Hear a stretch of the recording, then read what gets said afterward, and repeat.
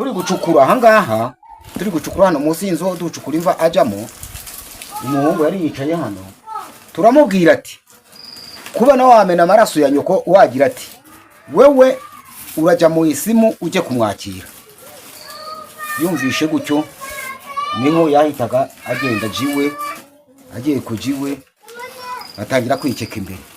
Mbega ibyago bikomeye ibi byose turabivugaho iki banyarwandakazi? Urukundo rutumye yica nyina ngo abane n'umukobwa nyina atashakaga nawe ahita yikata igitsina. Birashoboka se? Umucunguzi w'abisi ubwo yaganiraga n'abigishwa be yababwiye amagambo akomeye agira ati kuko ubugome buzagwira urukundo rwa benshi ruzakonja. Matayo 24:12. Ibi kandi byagarutsweho n'intumwa ye Pawulo ubwo yagiraga ati umenye yuko mu minsi y'imperuka hazaza ibihe birushya kuko abantu bazaba bikunda bakunda impiya birarira bibona batukana batumvira ababyeyi babo indashima batarabera badakundana n'ababo batuzura babeshyirana batirinda bagira urugomo badakunda ibyiza bagambana ibyigenge bikakaza bakunda ibibanezeza aho gukunda Imana bafite ishusho yo kwera ariko bahakana imbaraga zako. Abameze batyo ujye ubatera umugongo. Urwa kabiri rwa Timoteyo igice cya 3:1 kugeza ku wa 5. Iki gihe twamaze kukigeramo inyuguti ku nyuguti. Yitemye imbere nyene ubugabo igitsina cye. Yitemye igitsina cye ni abantu bahurwaga nyene baramutabara nawe. Byagenze bite ngo umusore yihekure kandi yishahure? Bana nanjye turebere hamwe iyi nkuru iteye agahinda. Uwo muri kumwe ni Nzayisenga Jeanne Paul Ansenya Naturopathe, ndi umurezi n'umujyanama w'ubuzima. Kanda subscribe n'inzogera utazongera gucikwa n'ibi biganiro bigaruka ku buzima bwacu bwa buri munsi.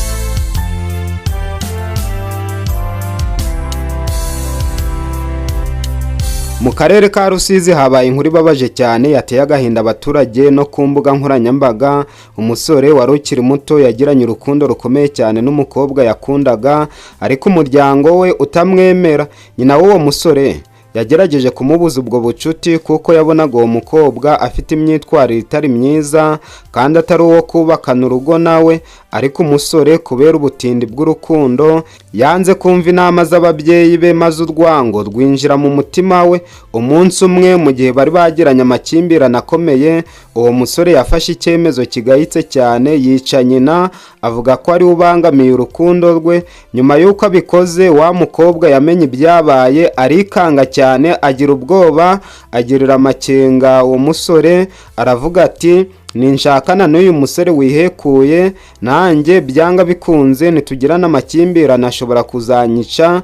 Maze yanga kongera kumwegera cyangwa se ahitamo gutandukana nawe mu by'urukundo. Icyo gihe umusore abonye ko ibyo yakoze byamuteye isoni n'agahinda kadasanzwe kandi ko n'uwari fiance we amwanze n'urukundo rwe rukaba rurangiye, yafashe icyemezo maze yikata igitsina cye mu rwego rwo kwihorera no kwiyambura ubushobozi bwo kongera gukunda cyangwa gukora ibyaha nk'ibyo. Yarakomeretse bikomeye, abaturage baramutabara bamujyana kwa muganga, ariko inkuru ye yabaye isomo rikomeye ku rubyiruko ko urukundo rudakwiriye kurenga imipaka y'ubupfura. Urukundo rugomba kumvira inama, intego n'ubwenge atari amarangamutima gusa. Shaka ko mudusangiza ibitekerezo byanyu muri komenti. Ese icyaha ni icyande kuri aya marorerwa? Ni umusore wanze gutandukana n'umukobwa cyangwa ni nyina wabujije umusore gukundana n'umukobwa mukekaho imyitwarire itari myiza? None se urukundo rwatuma uvutsa nyoko wakubyaye ubuzima ngo ukunde ubane n'uwo wihebeye? Ni iki cyatuma wangiza ubuzima bwawe kugeza ubwo wikata n'ubugabo koko?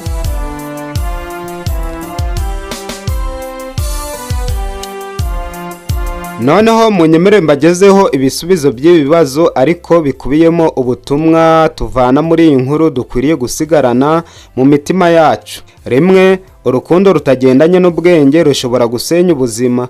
Mu gitabo cy'inama ku bashakanye cyanditswe n'umunyamerikakazi witwa Elina Harmon, yavuze ko nubwo abantu benshi bavuga ko urukundo ari impumyi, ntabwo rukwiriye kuba impumyi, ahubwo rukwiriye kugendera ku gushyira mu gaciro ubwenge no kumenya impamvu ugiye kubana na kanaka. Urukundo si impumyi nk'uko abantu benshi babivuga, ahubwo urukundo nyakuri rureba neza, rugasobanukirwa kandi rugahitamo neza. Iyo umuntu akunda by'ukuri aratekereza, agasuzuma icyiza n'ikibi, akamenya aho kwitondera n'aho gushyira imbaraga. Urukundo rudafite ubwenge nirwo rutera abantu gukora amakosa, ariko urukundo nyakuri rutuma umuntu yubaha ubuzima bwe, akarinda ubuzima bwe n'ubw'abandi, kandi rugahesha amahoro n'umunezero nyawo. Urukundo nyakuri si ibintu byo kumva gusa, ni icyemezo cy'umutima n'ubwenge. Iyo umuntu akunda ntiyibagirwa, ahubwo arushaho kwiyubaha no guha agaciro uwo akunda.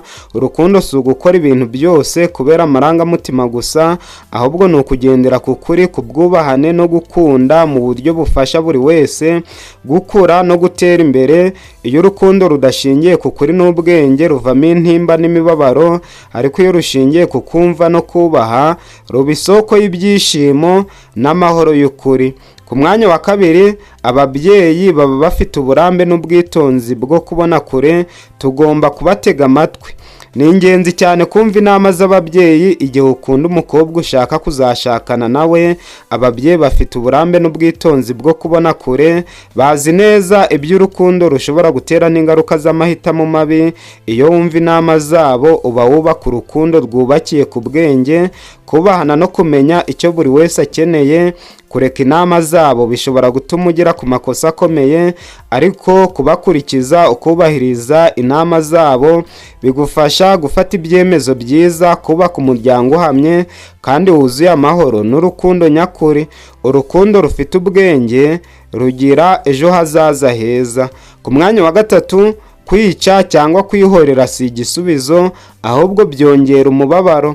Gufata umwanzuro wo kwihorera umuntu ukamwicira bigira ingaruka nyinshi mbi ku muntu ubikora n'abamukikije. Ubwa mbere bituma umutima w'umuntu umererwa nabi, ugahinduka uwuzuye urwango, agahinda n'isoni, bikaba byanamuviramo gucika intege no kwiyahura.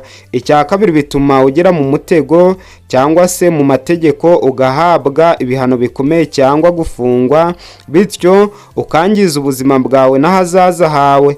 Icya gatatu, kwica umuntu ntibikemura ikibazo, ahubwo byongera umubabaro ku muryango w'uwo muntu n'abo ufitanye isano nawe. Mu by'ukuri kwihorera mu buryo bwo kwica ntibitanga amahoro, ahubwo byangiza umutima, ubuzima n'ubwubahane bwa muntu.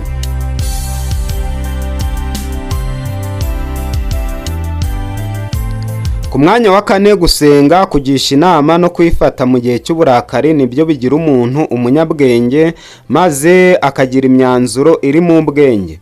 Iyo umuntu asenga akaganira n'Imana, abasha kubona umutuzo no gusobanukirwa neza ibikwiriye gukorwa. Gushaka inama ku babyeyi, inshuti cyangwa abahanga bituma umuntu afata ibyemezo byiza kandi bitagendeye ku marangamutima gusa. Kwifata igihe wumva urakaye bituma utarenga imbibi, ukirinda gukora amakosa ashobora kwangiza ubuzima bwawe n'abagukikije. Iyo wubahirije izi nzira eshatu, ubona ko umuntu ahinduka inyangamugayo, umuntu wubaha abandi kandi ufata ibyemezo biri mu bwenge. Gusenga, kugisha inama no kwifata mu gihe cy'umujinya ni intwari ikomeye ihesha umuntu ubwenge n'umutima mwiza. Iyo umuntu afashe umwanya wo gusenga, atekereza ku ngaruka z'ibyo ashaka gukora kandi akabihesha amabwiriza y'ubwenge n'umutuzo. Kugisha inama bituma umenya uko abandi babona ikibazo, bigafasha gufata ibyemezo bitarimo amakosa cyangwa kwihutira ibintu bishobora kukuzanira ingaruka zikomeye. Kwifata igihe wuzuye umujinya bituma utagengwa n'ubwoba, irari cyangwa urwango, ahubwo urangwa n'ubwitonzi, kubahana no gukemura ibibazo mu mahoro. Ibi byose hamwe bituma umuntu ahora yubahwa kandi akagira icyubahiro mu muryango no mu buzima busanzwe cyangwa se mu buzima bwa buri munsi.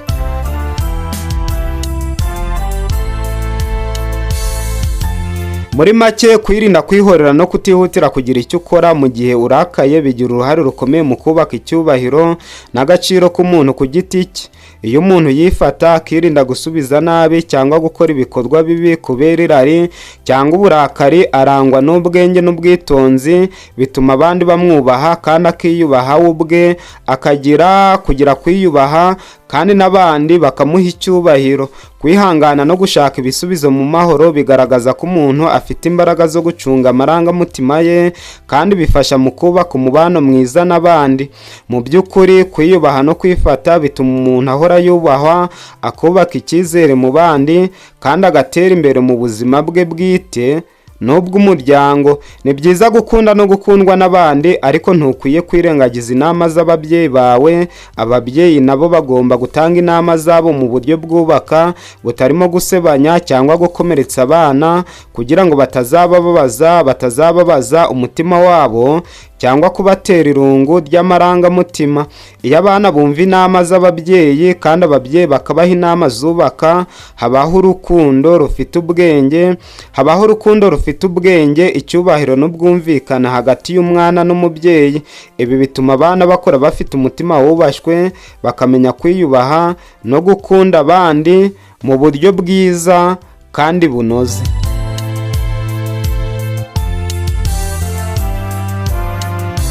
Inshuti bavandimwe, mbashimiye yuko mudahwema kubana nanjye mu biganiro bitandukanye by'ubuzima, aho nkunze kubagezaho inama zitandukanye z'ubuzima.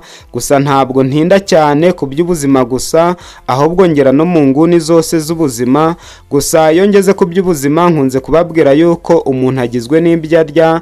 Niburya ibyo kurya bizima uzagira ubuzima bwiza, ariko niba urya ibyo kurya bifuditse ubuzima bwawe buzazamba. Birakwiriye ko umuntu arya ibyo kurya yizeye ko ari bizima kugira ngo abashe kugira ubuzima bwiza. Noneho umuntu yimenyereje kubyuka anywa amazi y'akazuyaze, hashira isaha akarya ibyo kurya yizeye ko ari bizima, noneho akongera kunywa amazi mu masaa sita, ibya nimugoroba akabirya hagati ya saa saba na saa cyenda, nijoro ntagire ikintu akoza mu kanwa. Uyu muntu yagira indangagaciro nziza, yagira imyanzuro iri mu bwenge, yaje aryama agasinzira neza, akabyukana imbaraga. Ibintu by'umushiha, urwango rudasobanutse, ibintu byo kubana nabi n'abandi, kutagira imibanire myiza n'abandi, byose byashira.